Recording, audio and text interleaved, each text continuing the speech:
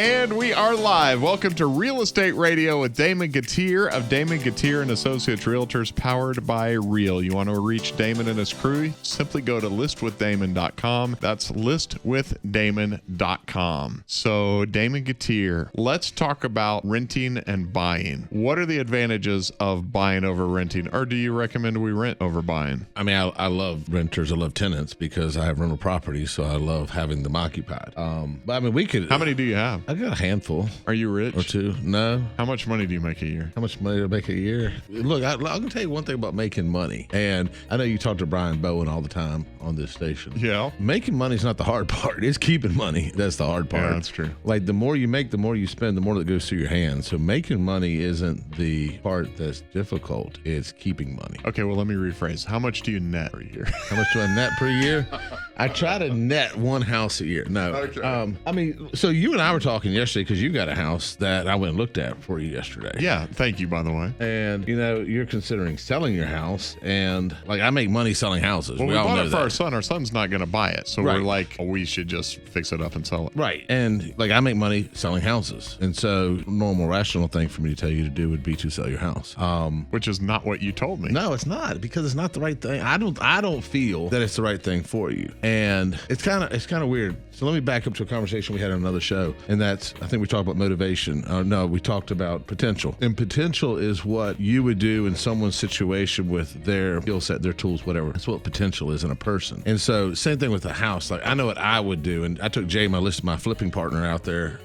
We looked at the house, see what needed to be done to it. We put it in sale condition and everything. And, you know, we both came around like, if this were our house, if we bought this house, it would be a rental. And the reason is the price point. It's in that sweet price point. It's the sweet vanilla house. It's just a ranch. Yeah. And the thing about a ranch is basically usable by anybody. It doesn't matter about age. It doesn't matter. It's just usable. You don't have to worry about steps. You don't have to worry. It's a usable house. And it's in that, you know, $250 to $400 price range that you can purchase a house like that, and you can lease it out. You can fix it, lease it out, and you can have someone else cover your mortgage. And so, you know, I believe, you know, you can build wealth multiple ways in this country, and one of the best ways is by acquiring properties, rental properties. And you and I have a good friend, a mutual friend, Brian, and, you know, he told me a long time ago that kings own land. You know, it's not necessarily the gold, it's the land, because with land they can create gold. And so I really do believe that people should, if they can, acquire houses. But also, that's not what you told me last night. And you did tell me all that, but what you said, the reason to keep it is you said, okay, so your son's not going to buy it, but why don't you keep it for your grandson? Because when he's 18 years from now, when he's 20, you can either put him in that, or it'll be an investment for you. You'll have the place, you'll own the place. Yep. Well, I mean, if appreciation, and like as a real estate agent, it's against the code of ethics, I mean, to forecast future value. But we know that houses historically appreciate. And in 20 years, 25 years, that house will be worth, unless all the rules of finance fall apart, that house will be worth 2 to 3 times what it is today. And right now, you can rent that house and cover the mortgage and net a little bit of money. Yeah. And have somebody else pay for it for me. Yeah, somebody else pays your mortgage for you. So like somebody else buys your asset for you. What about the busted for pipe at 2 o'clock in the morning? I don't want to do. Listen, having my son live in it for a year warned me against doing residential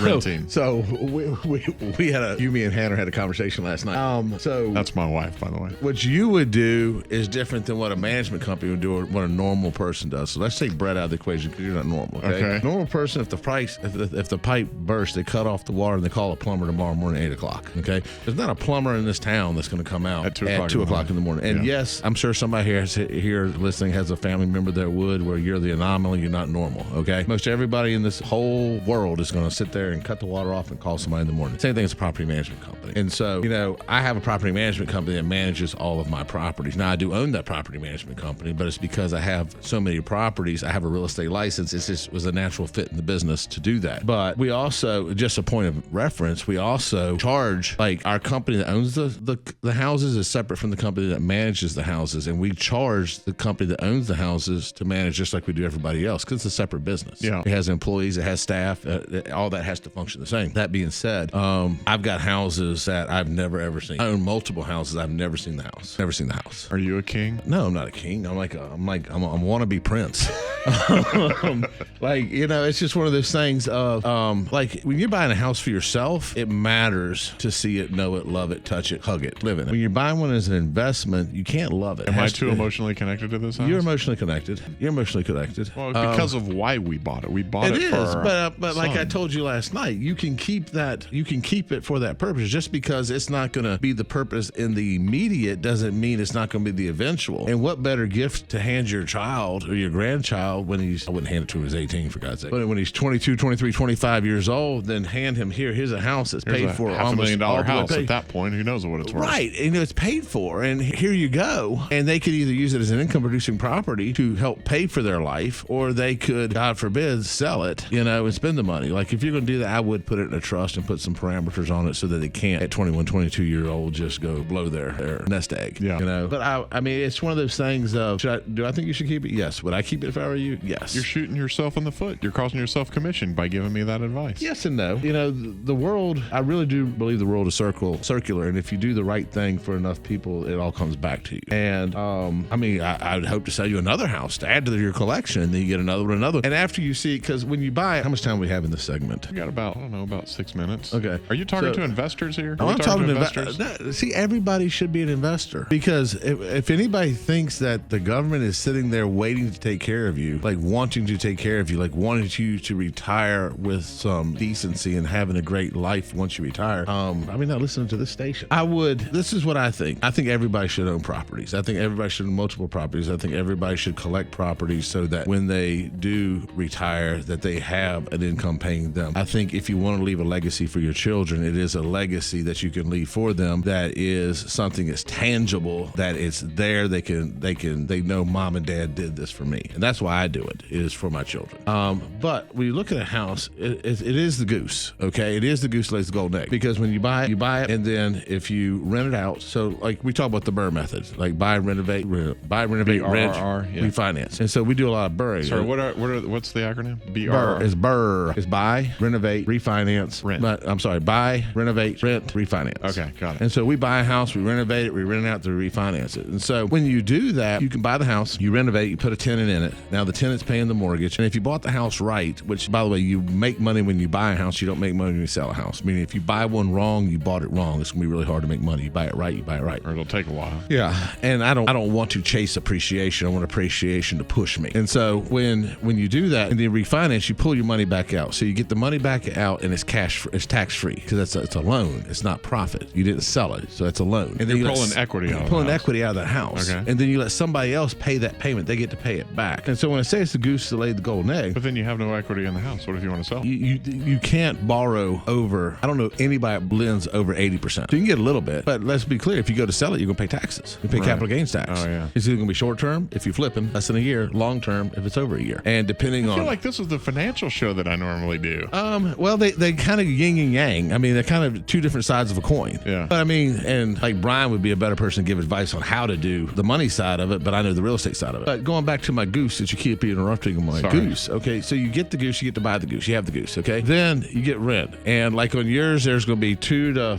$400 spread that you're gonna get every single month. You can get a little bit of income coming in every month. Somebody's paying for that goose. They're paying for the house. You don't have to pay for it. Okay, if you have a management managing it, if you have a property management company managing it, then you don't have to do any of the management. You just sit there, you collect a check every month. It's going to be small in the beginning. It will increase every year, and then you watch your principal go down on your loan every single year. You also get tax benefits, and so you can depreciate that house over 30 years. And so literally your depreciation on your house should take care of the income, the tax that would be on the income from the rent. It is the goose that lays the golden egg. So I've got the golden egg. You've got the golden egg. And if you want to sell it, I will list the golden egg. No, I know, but also, I also want to talk about how to fix it up for a renter, because there are things that I even missed. You walked in, immediately saw things that needed to be done, and I want to talk about that in the next segment, because some of these things I was like, wait, what are you talking? No, that wasn't a thing. And you and Jay found it and were like, dude, did you do this? I went, no, I didn't even know it was there. I went back and looked at pictures to see if you did it or not. And was I telling the truth? You were telling the truth. Yes, I was. But I figured if anybody did it, a radio disc jockey did it. Okay. I figured if anybody did it, it had to be a I'm Brett. more handy than that. I thought you were. Okay, so listen, next segment, we're going to talk about things to do to improve your home, whether you're going to list it or whether you're going to rent it. And things not to do. And things not to do on Real Estate Radio with Damon Gatier. And if you want to reach out to Damon and his crew, go to listwithdamon.com. Whether you want to list your home, whether you want a cash offer on your home, or a home that you need, a property management company to help you with? We'll do that also. All right. Listwithdamon.com. That's listwithdamon.com.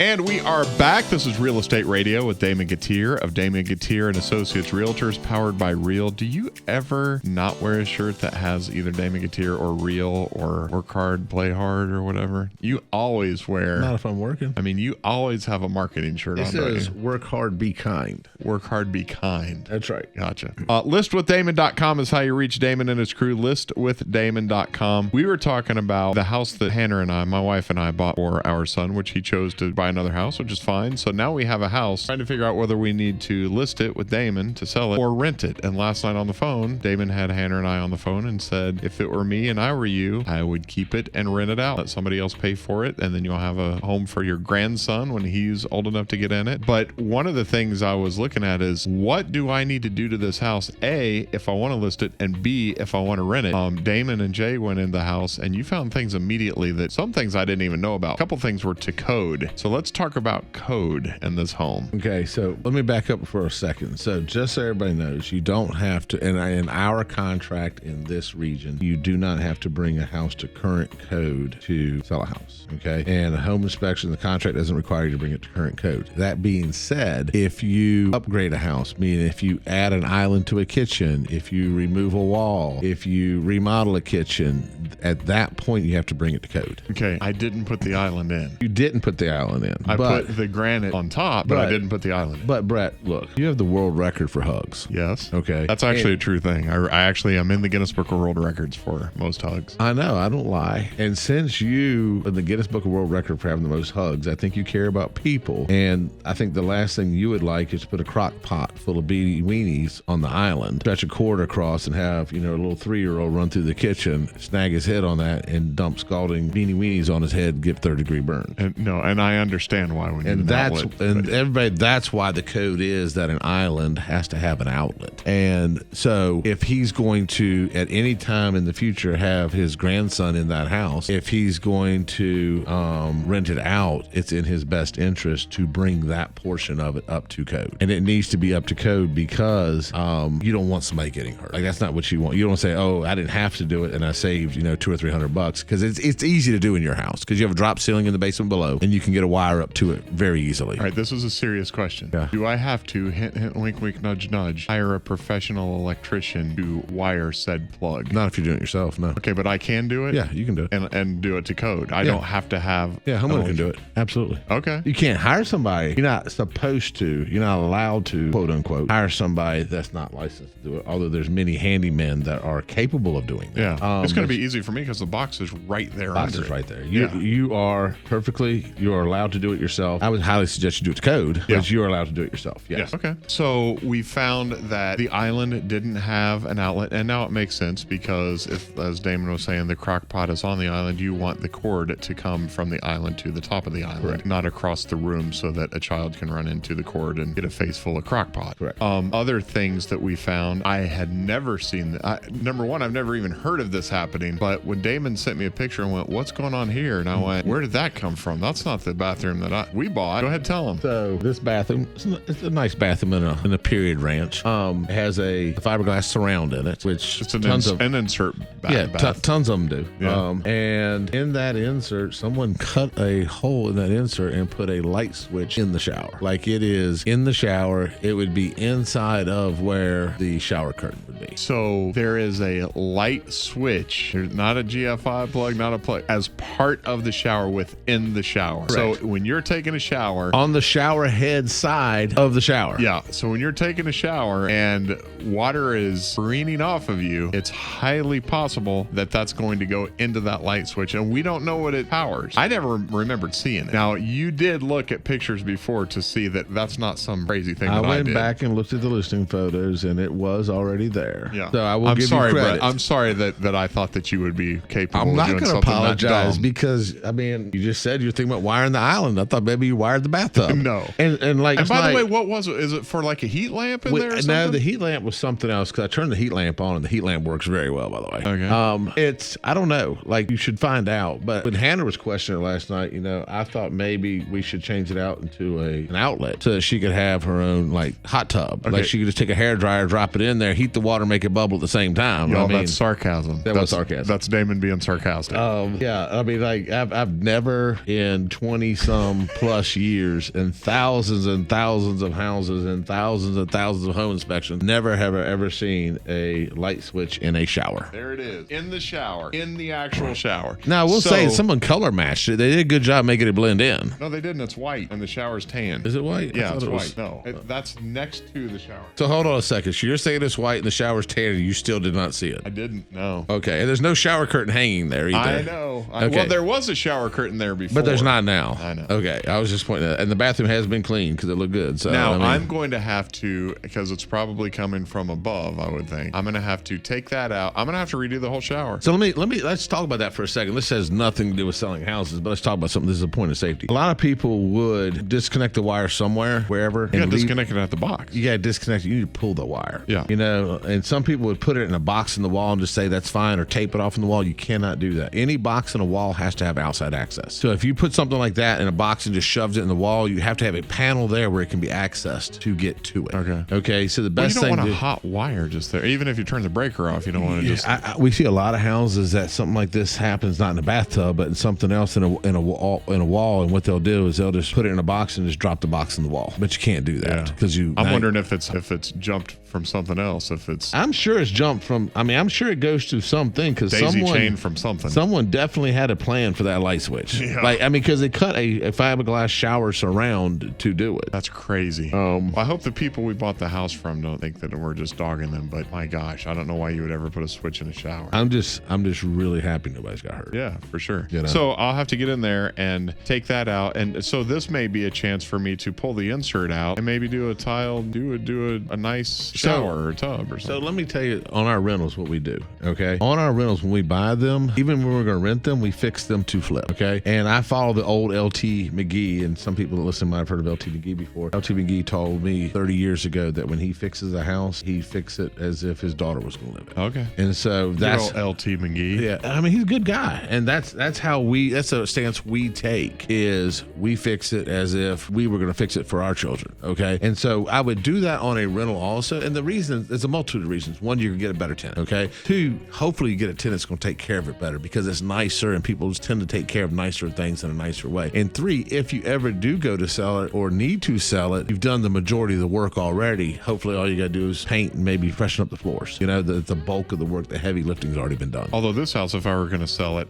this house has pink sinks. It has a pink sink. Oh yeah, the other one's the faux marble thing. Yeah, but that one's fine. Honestly, that's fine. Okay. That one's like, you were worried about that one. That one's fine. I have a new faucet on that one at least. I have no issues with that sink at all. The cabinet needs to be painted, but the sink itself is fine. Okay. The other one, and I redid the plumbing under. So the pink. What do I do with it? You can't rip it out because it's built into the wall. You could rip it out, but if you rip it out, you're gonna rip out the wall, and the wall's tiled and everything. And so Lowe's actually makes a glazing kit, and it works really, really well. And it's an acid you put on there, and the acid actually etches the porcelain, and then you put this glazing kit, and it's kind of a self-leveling thing, and you really can't tell. It does a really good job. That's what I would do. Is it like environmentally safe? The etching, can you just flush it down the drain? Just turn the faucet on, or you read the directions and you wear gloves. Okay, gotcha. And proper ventilation is required. Okay, gotcha. It's acid. Like it's an acid etch. Yeah. But it's done. And I can tell you in the valley, it's done hundreds of times a day. Lowe's sells it, so they don't sell it because it doesn't sell. Is there any project? Let's say I'm somebody who's going to buy a home. Is there any project that you go, this is too big, I don't want to deal with this? Foundation. But if you think about it, foundation goes like all the way back to the Bible. Don't build a house on sandy ground. It's like there's foundation issues, and we do have some foundation issues around here because you have the hills and everything. I won't buy a house built on fill because fill rots. And when fill rots, land gives way. Foundation issues, and we bought some that we fixed, and we've seen some that we walk away from. Foundations and septics. If you have a failing septic, it depends on the lot size, because if you get a really small lot, nothing you can do. Yeah. Nothing. And there's stuff that houses were built on lots that would not perk today, that perked back in the day. Because there wasn't a place for the leach pH or what? It's just not enough. It's just not big enough. It's just, or it's too wet now. You know, we bought a house in Bedford to flip, and the septic tank had a problem. Like, fortunately, we had a really good septic guy, and Casey, and he came out there and he was able to fix it. But if we had to replace it, the creek current code wouldn't let us replace it because where the creek was too close to it, and so we wouldn't have been able to get a permit for it today. Whereas we could fix what was already because there. It could contaminate the creek. Yeah. Okay. So it's one of those things that we're really cautious on septics. Well, we can drill a well. I don't care about a well. See, my septic, I already redid that whole thing, the distribution box, the whole shebang. I didn't go in it, but I saw that we talked about it because it was that Orangeburg pipe. That kind of falls in on itself. Yeah. And so back to your house, like that's part of the thing. Like it's got a good roof. It's got a new HVAC. It's got the septic fine. Like structurally fine. Like your bones are good. The things I worry about are good. My bones are good. Your bones are older than the house's bones. But anyway, shut your mouth. The bones of the house are good, and it fits that sweet point where you could Airbnb it, you could rent it. I mean, I don't see. And look, you can sell it at any time. You could do it for a year or two and be like, the heck with this, I'm done with it, and sell it, and you're just gonna make more money. So, all right. Well, I want to talk about, and I'm not saying that we're going to sell it. I just say I want to ask you a question about it next in the next segment. Okay. This is Real Estate Radio with Damon Gatier. If you want to reach out to Damon and his crew, you want to buy a house to rent out, you want to buy a house to live in, you want to do all kinds of upgrades to it, Damon's the guy who can help you, and his team. Go to listwithdamon.com. That's listwithdamon.com.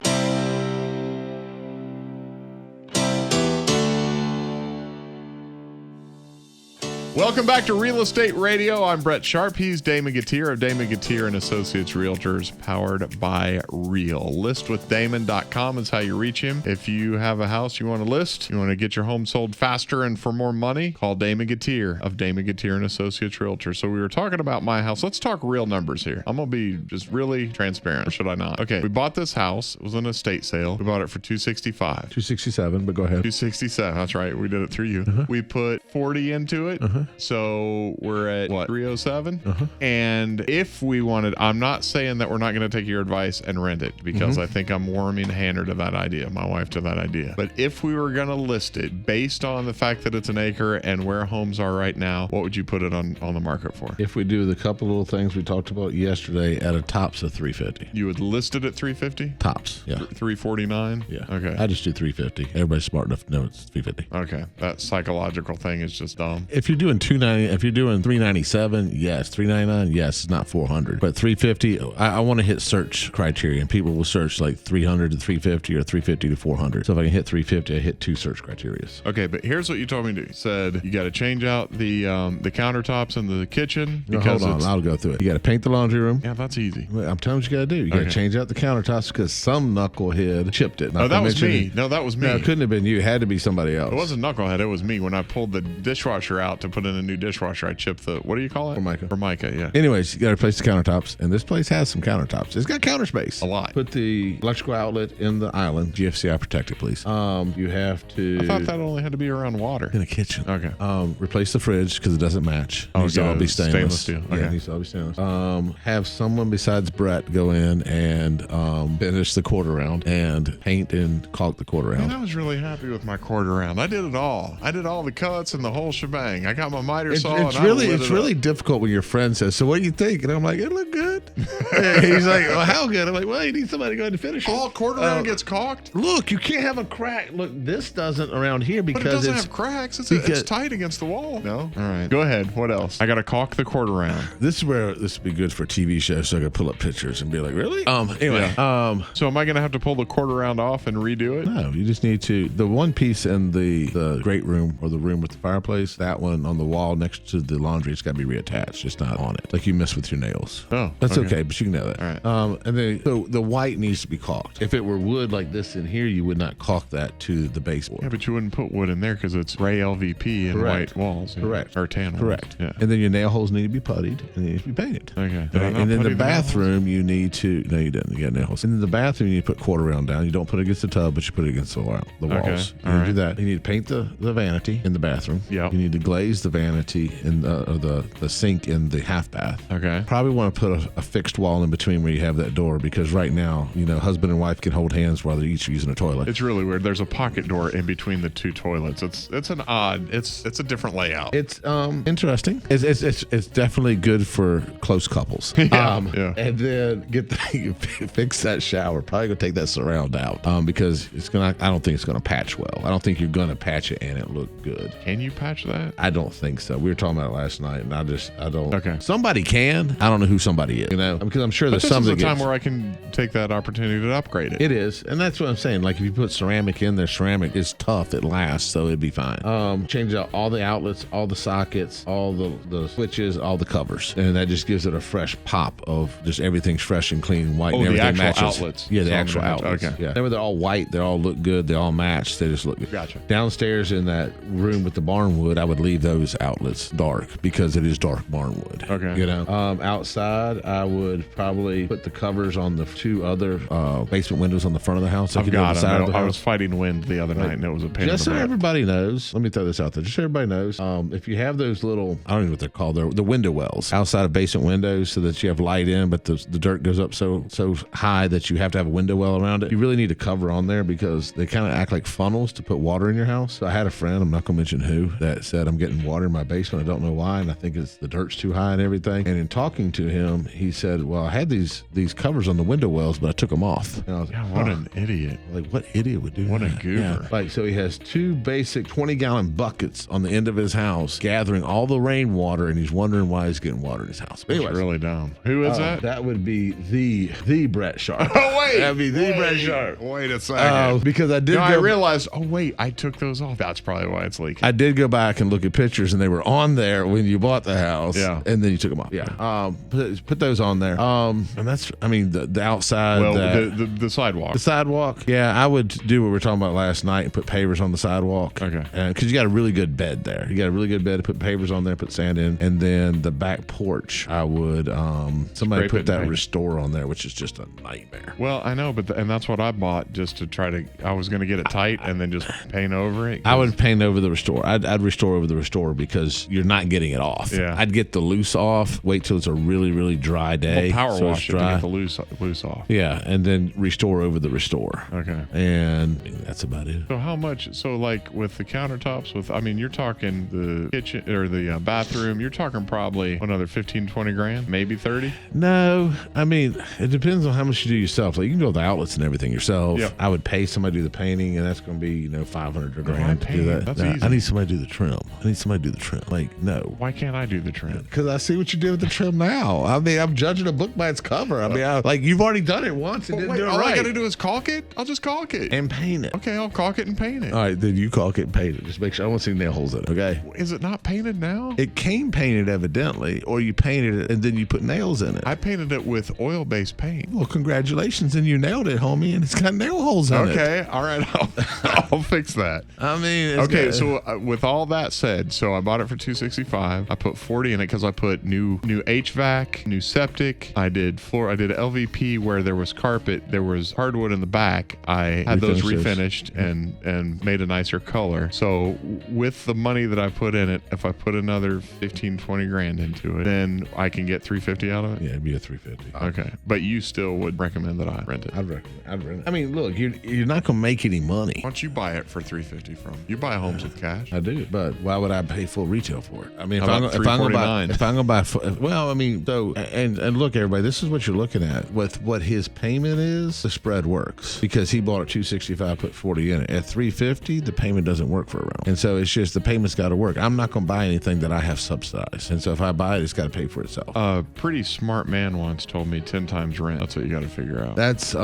it's funny because 100 times rent. Yeah, it's really funny because that is kind of my golden. And there's some people out there saying that's ridiculous now that it's got to be better than that it needs to be like 80 times rent, and you're just not going to find any opportunities like that. But there are investors out there, like big institutional investors, that'll buy it with way worse numbers, and all they're looking for is far future appreciation. I'm looking for it to pay for itself until and keep on going. So just so our listeners know, so if you're paying $2,500 a month rent, 100 times rent's $250,000. You won't pay a dime over that. Yeah, I don't. And it's just a real. This is kind of an investor segment. that, isn't it? It is, but I mean, what is a home? It's your biggest investment you're ever going to make. It really is. Yeah. Unless you're just one of these people that was fortunate that's, you inherited or you sold a company or something and just were blessed with a fortune. It is your biggest investment. It's going to be your home. All right. So if I list my home with you, how are you going to get it out there? How are people going to hear about it? Well, first thing I'm going to do is I'm going to send it to the 96,000 contacts I have in my database. That's the first thing I would do. From previous customers.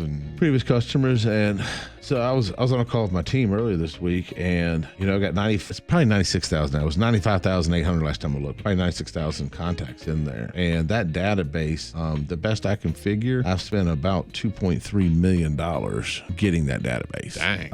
Well, I mean, it's I buy leads. I buy Zillow leads, Realtor.com leads. We do Google AdWords. We do social media leads, and so we're a lead aggregator. So we aggregate leads, and then we cultivate those leads, work those leads, talk to those leads. My team's very good at calling people, following up with them, finding out what their wants, needs are.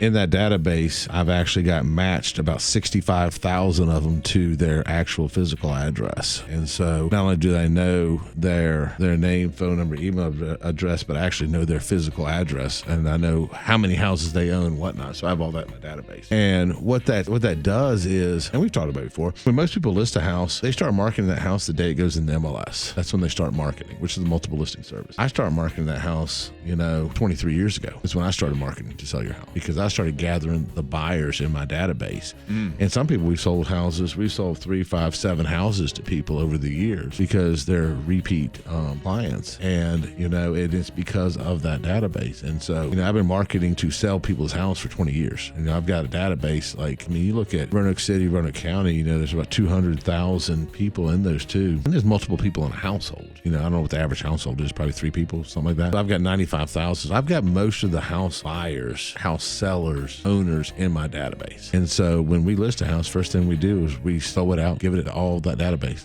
expose it. There's a reason Damon Gutierrez of Damon Gutierrez Associates Realtors is #1 for homes sold in Roanoke, Lynchburg, and the NRV. If you're ready to get your home sold faster and for more money, get a hold of them. Go to listwithdamon.com. That's listwithdamon.com.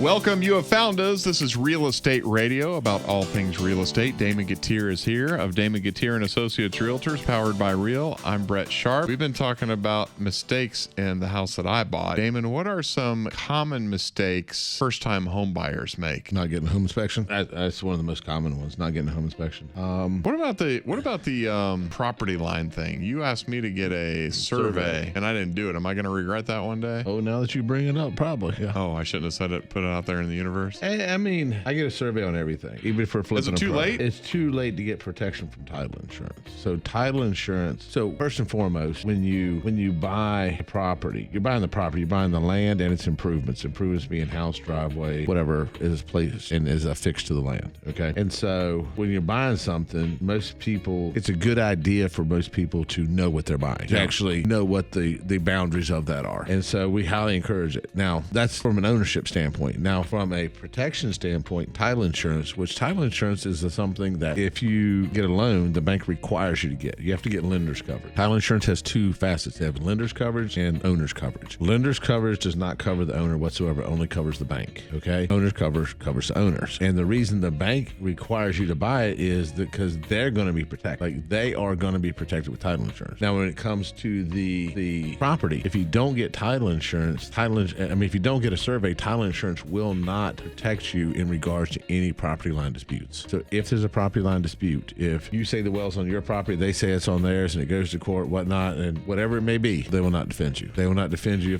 on a driveway dispute. If the driveway, and we have these all the time. I'll give you some. I didn't do it because it was going to be like $9,000 or something. It was going to be like $900. But no, it was like $8,000. Seriously. On what? No, on your personal house. Yes, it would have been. Yeah. I just bought the place out in Moneta and it was $12,000. Okay. Like, I want to know where my property lines are. And I want to know, like, can I not go out and find the pins? Can I not go take my metal detector and go find the pins? okay, are the pins right? Who put the pins there? Who put the pins in there? Previous surveyors not do the pins? They do. But what if somebody moved a pin? What if somebody put in their own pin? How do you know what the pin looks like? So what you're telling me is it's too late. If I ever have a property dispute. If you have a property dispute, now it's not too late, but you're going to get to foot the bill for it. For what? For the dispute? For the dispute, for the lawyers. Otherwise I wouldn't have? No, if you had title insurance, you have title insurance. If you had a survey, then the title insurance would have covered the survey and they would have covered your disputes. I don't want it to be too late. So let me give you an example. Like on the right-hand side of your property, that driveway over there. You got two driveways on the right-hand side of the property. If that driveway, like at some point your neighbor says, hey, half that driveway's mine, and they put a fence right down the middle of that driveway, and you're like, oh, heck no, that driveway's mine. It's clearly on my property. It's my driveway, okay? Well, you got a dispute. You call the police can say it's civil. It's not criminal, okay? How do you solve civil disputes? Call lawyers, okay? You ever hired a lawyer, Brett? What if I have. What if there's a solar farm that's getting ready to go in next door and solar farm? What if the solar farm says half of your property's theirs? Right. What if they put their road in and they put it right through that pretty brush pile we put up there? Why didn't you require me to do that? I told you, and you were cheap. Yeah. You're frugal. Let's put it that way. You're frugal. It was $8,000. It's $8,000 for you to find out whether your property was actually yours or not. And there's another thing. So on acreage, it becomes a really big deal. The reason it becomes a really big deal on acreage, your back fence. Let's just say your back fence was 40 yards onto your property. Okay. Meaning that you own 40 yards past that back fence. Yeah. I mean, wouldn't that be good to know? Yeah. Okay. Do you know? Or that cattle run between my two properties. Yeah. But it'd be nice to know if that's yours or not. No, I just assume because the fence is there that the fence line is. Assume. Yeah. You know what assume means, right? Yeah. Make a butt out of you and me. Correct. So the thing is this. There's this thing in Virginia is called adverse possession. Okay. Adverse possession would be, let's just assume that pasture behind you, that you own 40 yards, 120 feet past your fence. All right. And it could be a bunch of reasons. Like your back property, they try to do something with a trout pond or something back there. We went back there was like creeks or something. There's an underground creek. There's something back there. They tried doing something back there. It's kind of cool, but I didn't investigate further. Anyway, I should say it went 120 feet further. Okay. Yeah. But they put up that fence there for whatever reason. Okay. After that farmer behind you uses it openly, it becomes his. Openly means everybody can see it. He didn't hide it. Okay. Hostile, which means he didn't ask your permission. He just did it. Okay. After 15 years, he owns that from adverse possession. Interesting. And so now you go to sell your place. You're like, hey, honey, let's retire and let's live down next to mom and dad. We're going to go down to the beach. We're going to be losers and buy a beachfront house because nobody wants a beachfront house. Anyways, we're going to sell our mountain paradise. We're going to buy a beachfront house. Okay. And we're going to sell this. We're going to market it as 20 acres. And then the new person comes in and surveys it and it's only 15 acres. Where's the 5 go? It's 100. It's 40 yards. So how do I get around that? How do I? So adverse possession, judges don't like it. They don't like taking and giving. Okay. I would still, and I've got another surveyor I can give you that's more affordable than that one that we talked about then, the one that just did my property. I would still get it surveyed and find out where the corners are, and if any of them are off, go have a conversation with my neighbor. And when you have that conversation with your neighbor, like let's just say he's using it for pasture and you don't really care because you're not using it and you're not going to go move the fence. All you have to do is then give him a permission. Hey, look, I'm not going to move the fence. Can it be email or does it have to be something signed and documented? It can be email, but I would do something email and then I would get him to sign something. Say, hey, look, that's mine back there, but here, if you sign this, I don't care if you hate it, you use it for pasture, whatever, just as long as you realize it's mine. Because that's a license. And a license, just like a driver's license, it can be given, it can be taken away. All right. It's just like giving somebody hunting permission. Okay. Yeah. Yes, you have permission to hunt my land. Hey, can I hunt your land this year? No, you cannot. And as long as you that's what the hostile means. You didn't have permission. You just did it. Yeah. But if you give them permission and that's recorded, then you're protected. You have a less expensive? How much less expensive? On your property, probably half. Oh, okay. Yeah. Probably half. All right. I'll do that. What are other mistakes that first-time home buyers? So that's a mistake I made. That's a mistake you made. And you told me. You said, if it were me and it were my land, I would do this. Yeah. We do it on properties we're flipping. Even if I'm going to only own it for 3 or 4 months, I do it because I don't want neighbor problems. I want to know what we're selling. I want to have a clear representation of what we're selling. I don't want problems. Home inspections. I keep going back to that, but gosh, home inspections. Surveys, title insurance. A lot of people they don't want to spend the money on title insurance. You buy once, cry once. You buy it once, it's good for as long as you have the house. You don't have to pay for it again. Oh, it's a one-time thing? One time. And I'll give you an example on that real quick. I bought a lot. So I used to work with a good guy, Bruce Hill. And I remember Bruce. You remember Bruce? I know Bruce. Brucey Drama. We had a piece of property listed in Bedford, and it's 5 acres. The lady wanted to sell it, and it wasn't selling. Land wasn't selling back then, and we had listed for a while. And she asked me, she said, "You're interested in buying fine? And I said, it depends. I'm like, Bruce, how's it lay? And Bruce had been there before I had. And he said, oh, it lays really nice. I said, okay. And she told me what the price was. I said, okay, I'll buy it. Kept it 4 or 5 years. And I'm like, I don't need this piece of property. I'm paying taxes on it. Let me list it for sale. Listed for sale. And everybody's like, it's steep, it's steep, it's steep. So I was like, how's it steep? Bruce said it laid well. So I drove up there. I looked at that thing. It was like almost vertical. What was Bruce I thinking? called Bruce. I'm like, Bruce, what in the heck? He said, man, I grew up in Highland. That's good for a Highland.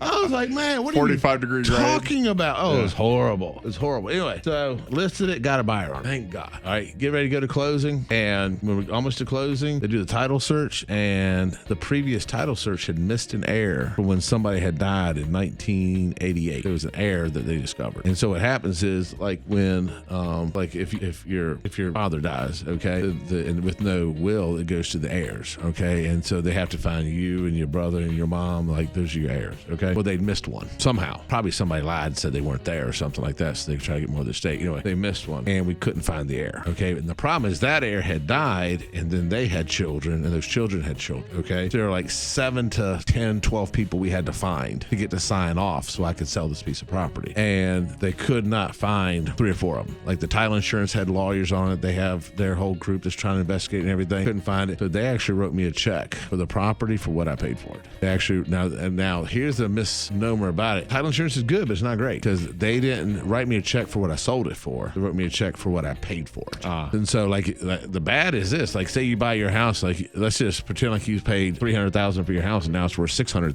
They're going to write you a check for 3, not 6. Yeah. And so it doesn't make you whole. It makes you wholer, but it doesn't make you whole. Yeah. But without it, you get a check for 0. And there's grosser examples of that on the title insurance side.